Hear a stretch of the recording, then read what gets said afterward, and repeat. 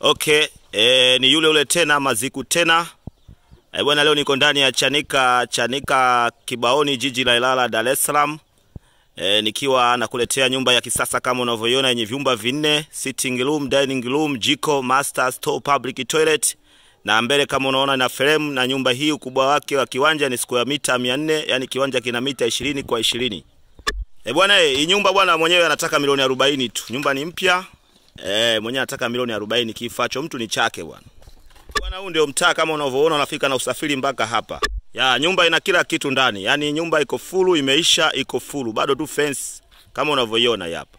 Hawa ndio majirani kwenye nyumba hii. Umeona majirani hao?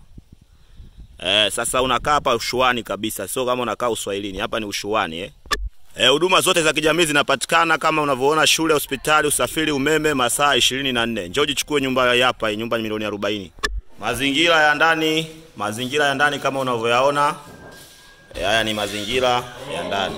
Mazingira ya ndani mnasemaga Maziku ingi ndani, sasa na kuonyesha mazingira yake. Ni nyumba safi kabisa yani. Mazingira ya ndani, chooni kumeisha kila kitu kama unavyoiona. Haina jinsi. Hii ni public toilet kama unavyoiona.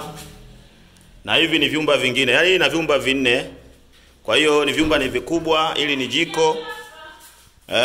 Hii ni dining.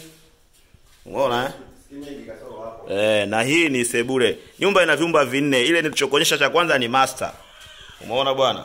Unakaribishwa sana sana sana sana sana. Milioni 40. Mazungumzo, njoo site.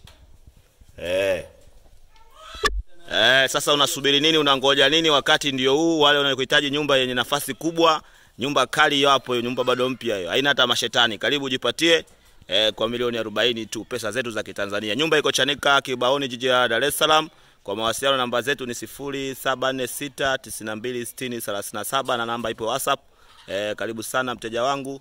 Wale wateja wangu wa nchi za nje, mikoani, Dar es Salaam yetu, mnakaribishwa kuwa wa kwanza kujipatia hii nyumba kwa milioni 40.